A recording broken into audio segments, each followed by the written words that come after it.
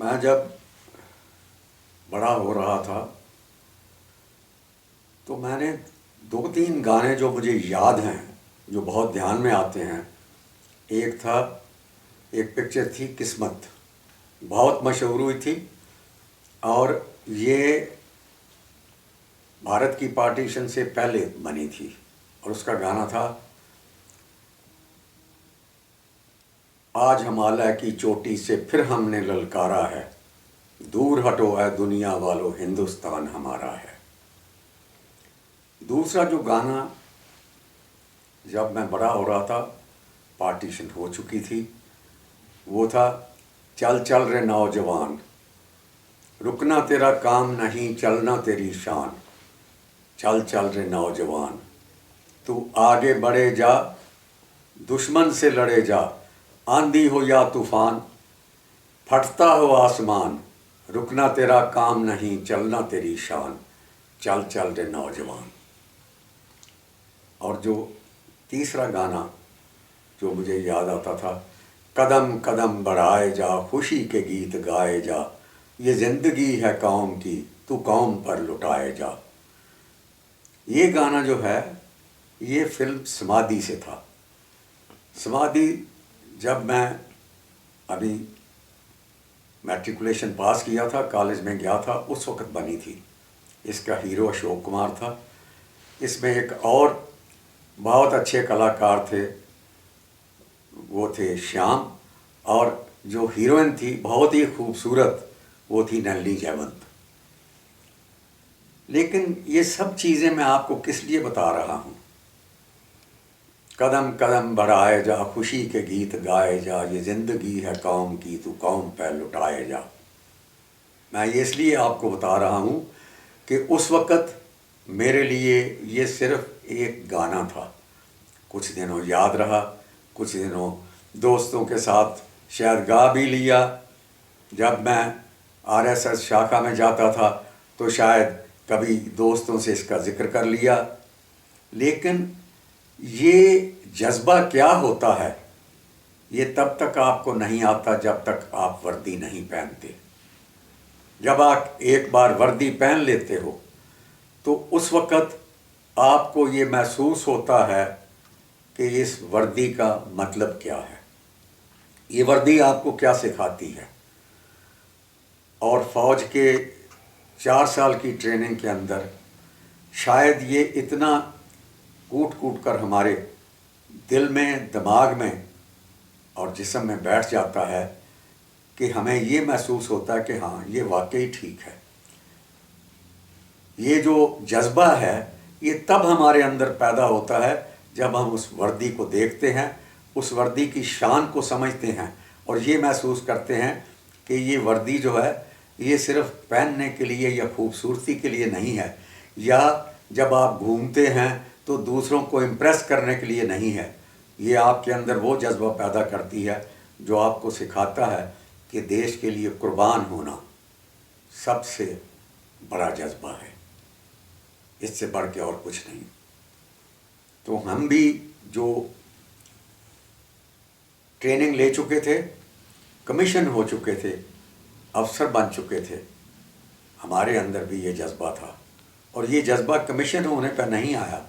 یہ جذبہ جوں جوں ہم ٹریننگ کرتے گئے، جوں جوں ہم آگے بڑھتے گئے، جوں جوں ہم نے ملٹری ہسٹری کو پڑھا، جوں جوں ہم نے یہ دیکھا کہ ہمارے لوگوں نے کس طرح سے قربانیاں دیں 47 اور اس کے بعد، تو یہ جذبہ ہمارے اندر اپنے آپ اٹھنا شروع ہو گیا. شاید جو بچے فوجی پریوار سے ہیں ان کے اندر یہ جذبہ اپنے ماتا پتا کو دیکھ کے آتا ہوگا. لیکن جیسا میں نے آپ کو بتایا تھا، ہمارا کانٹیکٹ فوجی پریوار سے صرف لیفٹیننٹ کرنل امر ناتھ لکھن پال تک تھا. اس کے بعد ان کے ساتھ جتنا میل ملاپ تھا اتنا میل ملاپ ہی رہا، اور اتنا وہ زیادہ نہیں تھا کہ ہمارے اندر وہ ایک جذبہ پیدا کرتا. میں نے بریگیڈیئر محمد عثمان کے بارے میں پڑھا، کیونکہ میں اخبار پھر بھی روز پڑھتا تھا. 47-48 میں بھی اردو کا اخبار آتا تھا، میرے پتا جی لیتے تھے، میں روز پڑھتا تھا. لیکن مجھے افسوس ہے کہ آج تک کسی نے بھی بریگیڈیئر محمد عثمان کے اوپر فلم نہیں بنائی. ایسے ہیرو شاید بہت کم پیدا ہوتے ہیں. خیر ہم پہنچ گئے سینٹر میں. ہم نے جانا تھا, ہم گھر پہنچ گئے, گھر آ گئے. گھر میں کالج کا بھی چکر لگا دیا, سب ہو گیا. اس کے بعد ہم سارے کے سارے سینٹر پہنچ گئے. 6 لڑکے جو ہم یا 6 افسر جو ہم اکٹھے کمیشن ہوئے تھے. جیسا میں نے بتایا ایک کمرہ تھا, اس میں ہم 6 رہتے تھے. 6 چارپائیاں لگی ہوئی تھیں. ایک بڑا واش روم تھا جس میں 6 کموڈ لگے ہوئے تھے. اور آپ یہ مانیے کہ ہم 6 کے 6 صبح ایک ساتھ جب اس واش روم میں گھستے تھے تو کیا کیا ہوتا ہوگا. تو یہی ہمارا جو وہاں سے جنچریا شروع ہوئی. میں نے بتایا تھا کہ ہمارے سینئر سبالٹن لیفٹیننٹ گجیندر سنگھ پال تھے, جن کی اس وقت تقریباً 2 سال نوکری ہو چکی تھی, لیفٹیننٹ بن چکے تھے. اس وقت کمانڈنٹ صاحب کی جب ہم پہنچے اگلے دن ہم اپنی تیاری میں تھے, کیونکہ ہم ایک دن پہلے ہی پہنچ گئے تھے. اور اس کے بعد سب سے پہلے دن ہماری کمانڈنٹ صاحب کے ساتھ انٹرویو ہوئی. وہ پہلے ذرا تھوڑا اپنے اندر ڈر بھی لگتا ہے. کمانڈنٹ صاحب لیفٹیننٹ کرنل لکھبیر سنگھ اس وقت تھے. تو کمانڈنٹ کے آفس میں جاتے ہوئے, کیونکہ ہم نے کبھی ایسا صرف اپنے جو آفیسرز آئی ایم اے اور این ڈی اے میں دیکھے تھے وہی تھے, تو خیر تھوڑے بہت تو ہمت ہوتی تھی. لیکن اپنے کمانڈنٹ کے سامنے پہلی بار جانا تھا تو بڑے اچھے سے وردی پہن کے, بیلٹ چمکا کے, سب کر کے, بڑے ٹھک ٹھک کرتے ہوئے جب ان کے ورانڈے میں ہم ان کے آفس میں گھسے تو انہوں نے ہمیں بتایا کہ دیکھو آپ کو میں ویلکم کرتا ہوں, آپ ہندوستان کی ایک سب سے اعلیٰ ریجمنٹ کے اندر داخل ہوئے ہو. تو ہمیں اس بات کی پہلے بھی تھوڑا سا گیان تھا, لیکن انہوں نے بتایا کہ آپ اپنی ریجمنٹ کی جب ہسٹری دیکھو گے, جب اس کو پڑھو گے اور جب اپنی پلٹنوں میں جاؤ گے تو آپ محسوس کرو گے کہ آپ کون سی ریجمنٹ میں آئے ہو. اور جب آپ اپنے جوانوں کے ساتھ بات چیت کرو گے, ان کے ساتھ انٹریکٹ کرو گے, تو آپ کو محسوس ہوگا کہ آپ کے جوان کس طرح کے ہیں, کتنے اچھے ہیں, کتنے فرما بردار ہیں, اور وہ کس طرح سے آپ کی دیکھ ریکھ کریں گے. لیکن ایک شرط رہے گی, وہ یہ کہ آپ کو ان کی دیکھ ریکھ کرنا سب سے پہلے کام آپ کا ہوگا. تو یہ ہمیں سب انہوں نے سمجھایا. اس کے علاوہ انہوں نے بتایا کہ آپ یہاں رہ کر دیکھیے کہ جو جوان ہیں ان کی ٹریننگ کس طرح سے ہوتی ہے, تاکہ آپ جب پلٹن میں جاؤ تو آپ کو پتہ ہو کہ آپ کے جوان کس طرح سے ٹریننگ حاصل کر کے آتے ہیں. اگر پلٹنوں میں جانے کے بعد, کچھ نوکری کرنے کے بعد آپ کو محسوس ہوتا ہے کہ ان ٹریننگ میں کوئی کمی ہے یا اس میں ہمیں کوئی بہتری کرنی چاہیے, تو اپنی پلٹن کے تھرو آپ ہمیں بتا سکتے ہو. اس کے علاوہ آپ یہاں گیمز میں حصہ لو, جوانوں کے ساتھ مکس ہو, این سی اوز کے ساتھ ملو, جے سی او صاحبان کے ساتھ ملو, اور کچھ ان سے سیکھنے کی کوشش کرو. کیونکہ سردار صاحبان جو ہیں ان کی نوکری کافی ہوتی ہے. جب تک ایک آدمی جے سی او بنتا ہے تو کم از کم 21-22 سال کی اس کی نوکری ہوتی ہے. تو وہ آپ سے بہت زیادہ فوج کے بارے میں جانتے ہیں, تو ان سے سیکھنے کی کوشش کرنا. تو ہم نے یہ بھی ایک سبق تھا جو ہمارے لیے ضروری تھا. میں آپ کو صرف یہ بتانا چاہتا ہوں کہ ہمارے صوبیدار میجر صاحب تھے, صوبیدار میجر گلویر چند. ان کی وہ ہماچل سے تھے. ایسے باتوں میں پتہ چلا کہ ان کے بہت بڑے باغان ہیں اور بہت کافی اچھے پریوار سے آتے ہیں اور بہت آمدنی ہے ان کو ان باغان سے. تو ایسے ہی ہم میں سے کسی نے پوچھ لیا کہ صاحب اگر آپ کا اتنا اچھا کام ہے, اتنے اچھے سیب کے باغیچے ہیں, اتنی آپ کی آمدنی ہے, تو فوج میں آنے کی کیا ضرورت پڑی آپ کو.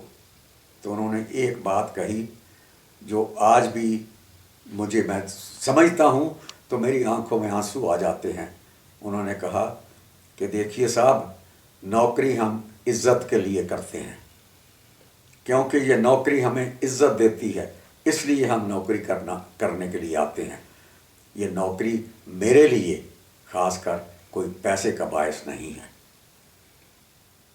तो वाकई उनकी बात, बाद में जब मैं अपनी नौकरी में आगे बढ़ा और दो जो महाराजा थे उनके साथ मेरी मुलाकात हुई जो फ़ौजी थे, तो मुझे महसूस हुआ कि वाकई फ़ौज की नौकरी जो ये लोग करते थे, जिनके पास इतनी अच्छी आराम आसाइश की ज़िंदगी थी, जिनको पैसे के लिए फ़ौज की नौकरी करने की ज़रूरत नहीं थी, वो क्यों फ़ौज में आते थे। तो ये एक और जज्बा था जो हमारे अंदर पैदा हुआ जब हमने उन सरदार साहिबान से बात की। खैर, अपनी जो हमें ये पता चला जब हम अपनी रेजिमेंट की हिस्ट्री पढ़ रहे थे, बाकी हिस्ट्री तो हम जाकर अपनी पलटनों में ज़्यादा डिटेल में पढ़ते थे, क्योंकि पलटन में जाने के बाद हमारा एक रिटेंशन टेस्ट होता था, जिस रिटेंशन टेस्ट में 6 सब्जेक्ट होते थे, जिनमें एक सब्जेक्ट रेजिमेंटल हिस्ट्री था। तो हमें बताया गया कि ये आप डिटेल में बाद में पढ़ोगे, लेकिन मोटे तौर पर सन 1887 में फर्स्ट बंगाल इन्फेंट्री के रूप में हमारी पहली पलटन खड़ी की गई। 1894 में हमारी दूसरी पलटन जो थी वो खड़ी की गई, जो बंगाल इर्रेगुलर इन्फेंट्री के रूप में थी, और 1900 में हमारी तीसरी पलटन शुरू की गई, जो थर्ड बंगाल इन्फेंट्री के नाम से मशहूर हुई। तो ये तीनों पलटनें जो थीं, ये हमारी सबसे पुरानी पलटनें थी, जो बाद में फर्स्ट डोगरा, सेकंड डोगरा और थर्ड डोगरा के नाम से आगे बढ़ी। ये इनकी बहुत पुरानी हिस्ट्री है। इन्होंने अंग्रेज़ों के नीचे बहुत लड़ाइयों में हिस्सा लिया है। जो फ्रंटियर प्रोविंस है उसके बॉर्डर के ऊपर भी, अफ़गानिस्तान में भी और ओवरसीज़ भी इन्होंने काफ़ी हिस्सा लिया, और बहुत चेकर्ड हिस्ट्री जिसको कहते हैं वो है। दूसरा, हमें ये पता चला कि जो 8 डोगरा है वो बलूच रेजिमेंट से खड़ी की गई है। बलूच रेजिमेंट में जो 4 इन्फेंट्री कंपनियां होती थीं, उनकी कंपोजिशन होती थी 2 बलूच कंपनियां, 1 मोहम्मदन कंपनी, पंजाबी मुसलमान कंपनी, और 1 डोगरा कंपनी, और उसमें सिर्फ ब्राह्मण डोगरा रिक्रूट किए जाते थे, और वो जितने भी डोगरा थे उन सब का कद तकरीबन 6 फुट होता था। क्योंकि मुकाबला था तो इसलिए सबसे अच्छे वो वहाँ उसमें लिए जाते थे। दूसरी जो पलटन थी वो थी फ्रंटियर फोर्स। उसमें 2 पंजाबी मुसलमान कंपनियां होती थी, 1 शायद बलूच कंपनी होती थी, और 1 डोगरा कंपनी होती थी। तो जो बलूच रेजिमेंट से कंपनियां आई, उनको 8 डोगरा में, जो मैं ज्वाइन कर रहा था, उसमें इकट्ठा किया गया, और जो फ्रंटियर फोर्स से आई उसको 9 डोगरा में इकट्ठा किया गया, जिसमें महेंद्रजीत सिंह छतवाल जा रहा था। तो ये थी हमारी जो मोटे तौर पर हिस्ट्री थी, या मोटे तौर पर हमें सेंटर में बताया गया। एक चीज़ जो बड़ी इंटरेस्टिंग हमें वो दिखाई दी, वो थी कि कमांडेंट साहब कर्नल रघुवीर सिंह साहब की बहुत खूबसूरत थी बेटी थी, और हमारे जो सीनियर सबाल्टन गजेंद्र पाल साहब थे उसमें इंटरेस्ट शो कर रहे थे, लेकिन पता नहीं उस तरफ से कोई जवाब था या नहीं था, ये मैं नहीं जानता। और हमारे 2 हफ्ते की जो वहाँ पर स्टे थी सेंटर के अंदर, उसमें हमें ये पता भी नहीं चला। तो गजेंद्र पाल साहब, जो ही वो लड़की कभी मेस में आ जाए या कहीं दाएं बाएं घूमते हुए नज़र आए, तो गजेंद्र पाल साहब का जो धड़कन थी वो बहुत तेज़ हो जाती थी, और वो उनके चेहरे से नज़र आने लगता था کہ واقعی ان کی دھڑکنیں اور ان کی زبان جو تھی وہ اسی طرح سے تیز اور تھوڑی سی کبھی کبھی لڑکھڑانے لگتی تھی. یہ مذاق ان کے ساتھ ہم آخری دم تک کرتے رہے کہ سر آپ کو یاد ہے آپ نے کیا اس وقت کس طرف آپ کا رخ تھا, تو ہنس دیتے تھے. تو یہ جو تھی یہ ایک بات جو تھی جو اس وقت ہم نے دیکھی. اور حالانکہ سینئر سبالٹن تھے, بڑا ڈسپلن رکھتے تھے, لیکن چھوٹی موٹی ہنسی مذاق ان کے ساتھ چلتا رہتا تھا. اس کے بعد باری آ گئی ہماری آگے بڑھنے کی.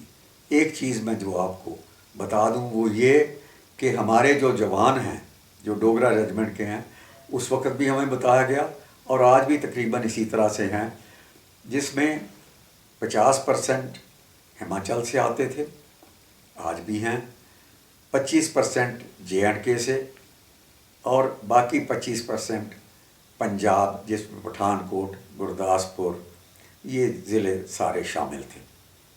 تو آج بھی تقریباً وہی جو کمپوزیشن ہے.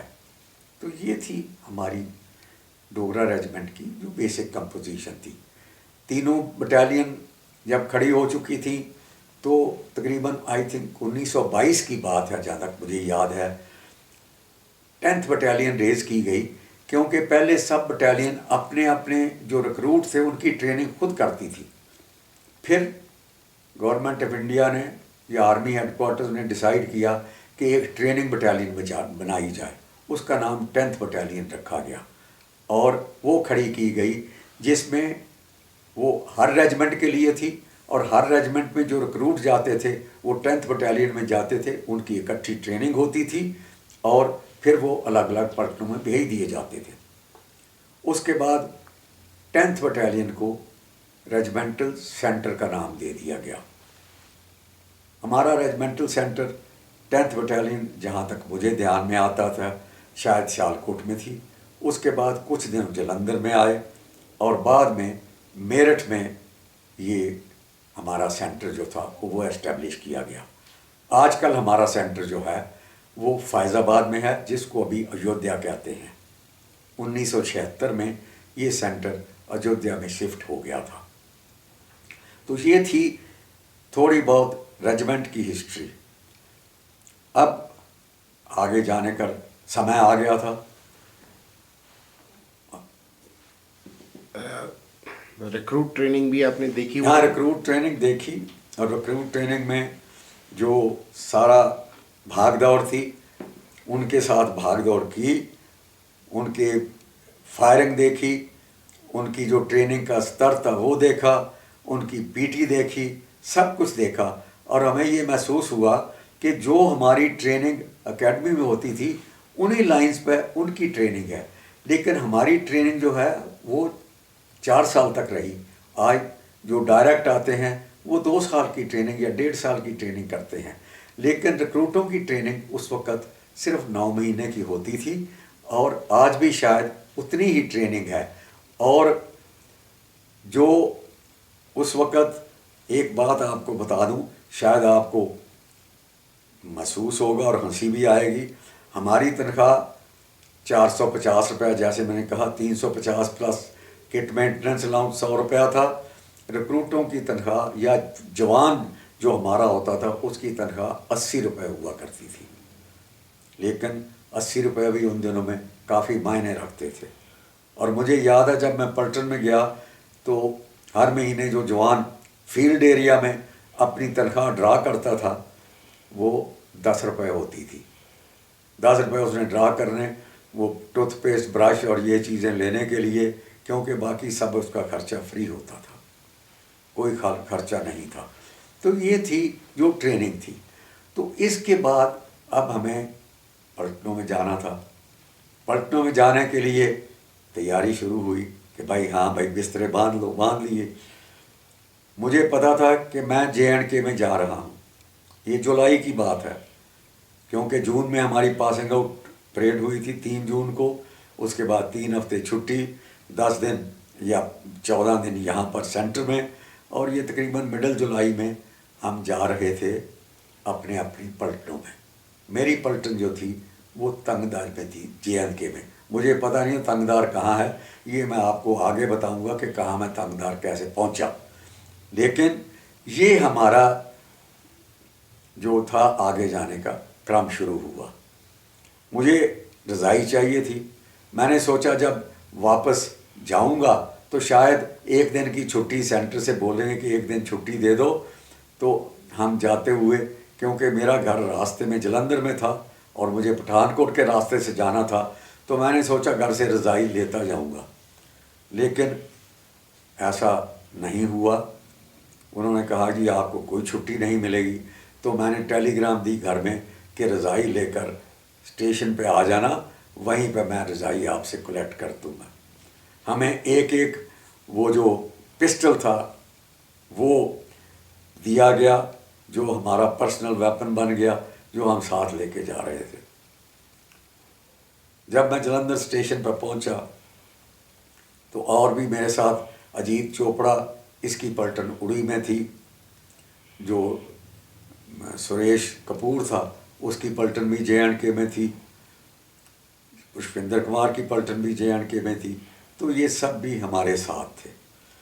ہم ایک وہ جو بڑا فرسٹ کلاس کا کمپارٹمنٹ میں ہم سے ٹریول کر رہے تھے. ہمارے پتا جی ہمیں ملنے کے لیے آئے. میرا چھوٹا بھائی پریم بھی آیا.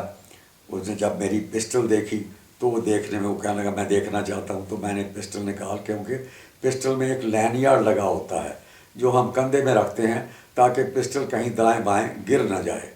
تو وہ یا کوئی اس کو چھین کر، جیسے آپ دیکھتے ہیں کہ آج کل بتاتے ہیں کہ پولیس والوں کی پسٹل اس نے چھین لی اور پھر اس نے فائر کر دیا پولیس والوں کے اوپر، تو شاید یہ اس سے بچت کے لیے وہ رکھا جاتا ہے.